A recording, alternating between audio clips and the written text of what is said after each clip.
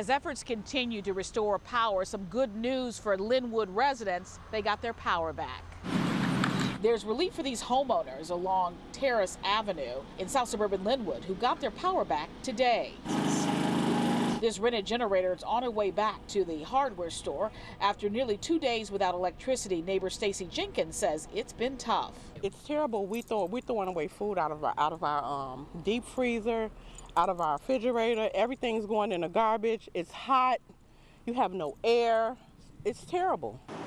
Some people like Sarita Robinson Sabat and her 2 children had resorted to taking turns sitting in the family car to cool off and charge their cell phones.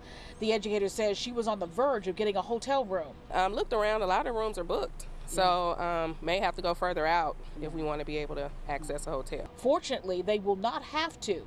ComEd restored service to the neighborhood this afternoon, and in a statement, a spokesperson writes in part, ComEd has dispatched thousands of crew members who are working around the clock to repair damage across the service territory. To date, more than 387,000 customers have been returned to service, and work is ongoing to restore every last storm-related outage safely and as quickly as possible. The utility giant says this area is one of the hardest hit. Watch breaking news on YouTube. Subscribe to ABC7 Chicago Eyewitness News.